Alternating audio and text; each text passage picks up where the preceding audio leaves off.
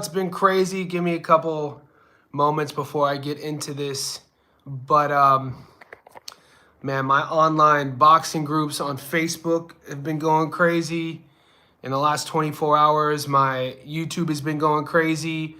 I did a story 2 days ago. I kind of was ahead of the curve, and I did a story on Amain Khalif and Lee, the two boxers who were born genetically XY chromosome. I did a story about that 2 days ago. Didn't really catch much traction until I woke up this morning, and now that video has one of the videos is over 100,000 views and the other one's at 50,000 views. And for a small channel like mine, that's a lot of views. So I have been getting a lot of questions, a lot of support for how I handled it. And if you know anything about me, if you've seen enough of my videos, I'm going to be non-divisive as possible. I want to first address the people who are commenting on why I keep calling Amain Khalif, she. Now, I'm in no position to predict or underplay somebody's pronouns. So she is she. I'm not going to, be forced to say anything other than what I feel I want to say. And on paper, she says she, right? Okay. So it is wild, though, what I'm starting to see is this turn of people supporting what's happening in the Olympics. So I'm going to be brief on what I want to explain here. I'm going to talk about the IBA and I'm going to talk about the IOC. And if you want more context, just watch the videos I did on this. I've done about 30 total minutes of explanation on what's happening in Paris, okay? I was just on our Facebook group and I'm seeing women copying and pasting regurgitated information supporting what's happening in the Olympics, okay? Supporting Amain Khalif and supporting Algeria without really knowing the facts. And to be brief, here are the facts. Since 2018, the boxer from Taiwan, Lee, the boxer from Algeria, Khalif, have failed every sex gender test that they have taken. They've either failed them or they have refused to take them, okay?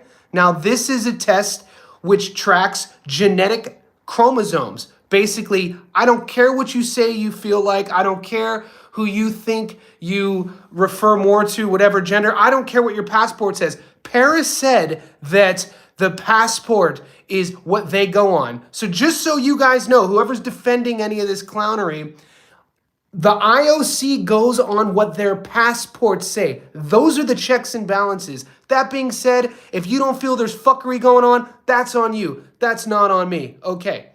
The tests that Lee and Khalif have continued to fail, if not even take because they refuse, are the sex gender tests. Why? Because when they have taken them, they have been tested as XY chromosome. Now, whatever you want, Algeria is a Muslim country. There's no trans surgeries in Algeria. That's not what I'm talking about. Now, was she raised a female her entire life? That's not up to me. I'm just telling you what the tests say. This is public domain. The tests say XY chromosome. That's non-fuckery. That means male. So on paper, you could pretend whoever you want to be. You could defend whatever you want to be. All you have to do is watch the fight. All you have to see how she carries herself. XY chromosome, male. Here is where the fuckery happens with the IBA and the IOC. The IBA 4 years ago was told by the International Olympic Committee to play ball on one simple word of inclusivity.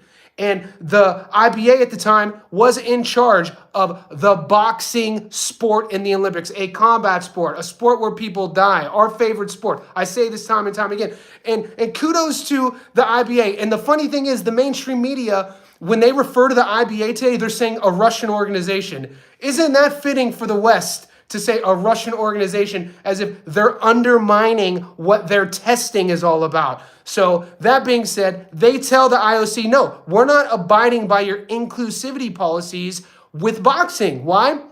Because any elevated levels of testosterone, any chromosome that is matching a male in terms of gender-to-gender sport, we're not abiding by that. So because of that, last Olympics, the IOC removed the IBA and oversaw the combat sports side of things. Now, this is where you get what's happening right now. The IOC is in charge, and all they care about is what did I tell you?